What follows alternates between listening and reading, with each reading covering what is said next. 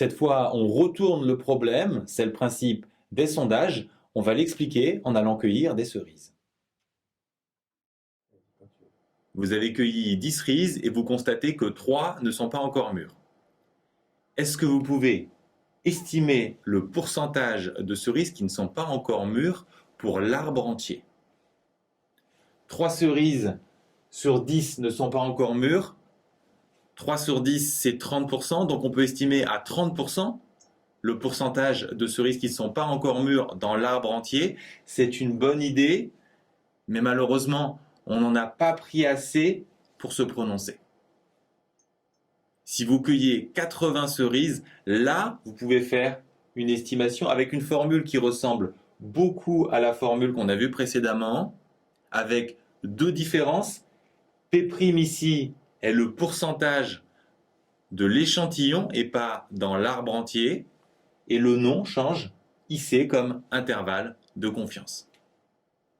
Ici, P', c'est le pourcentage de cerises qui ne sont pas encore mûres dans l'échantillon, donc 18 sur 80, mais faites très attention, on exprime ce pourcentage sous la forme d'une fréquence, c'est-à-dire d'un nombre entre 0 et 1. Pour n, c'est très facile, c'est tout simplement le nombre de cerises dans l'échantillon, donc ici 80. Comme dans la formule précédente, il y a des conditions d'application. Bonne nouvelle, ce sont les mêmes. C'est-à-dire que la taille de l'échantillon doit toujours être supérieure à 25. C'est d'ailleurs pour ça que les 10 cerises qu'on avait vues précédemment, c'était un échantillon trop petit.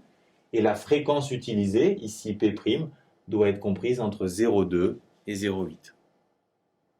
Avec n égale 80 et P' égale 0,225, les conditions d'application sont vérifiées.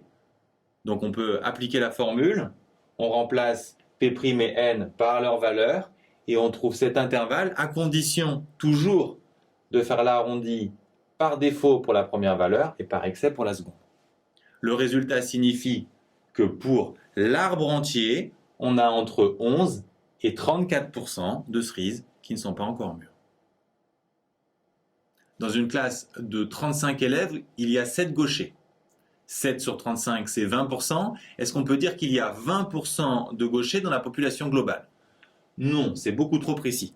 Par contre, on peut donner un intervalle pour estimer ce pourcentage grâce à notre formule de l'intervalle de confiance à 95%.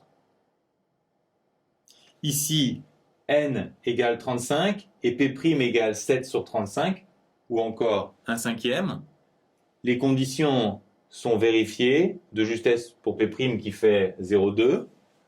On applique la formule et on trouve 0,03 et 0,37, ce qui signifie que dans la population globale, on a entre 3 et 37% de gauchers. On est presque sûr de ce résultat.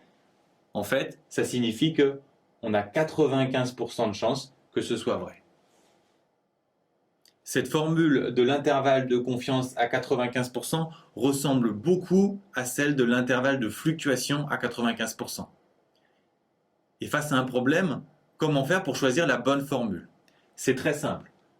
En fait, l'intervalle de fluctuation s'applique quand on connaît le pourcentage de la population entière et on cherche le pourcentage d'un échantillon. Alors que l'intervalle de confiance s'applique quand on connaît le pourcentage de l'échantillon et qu'on cherche le pourcentage de la population entière.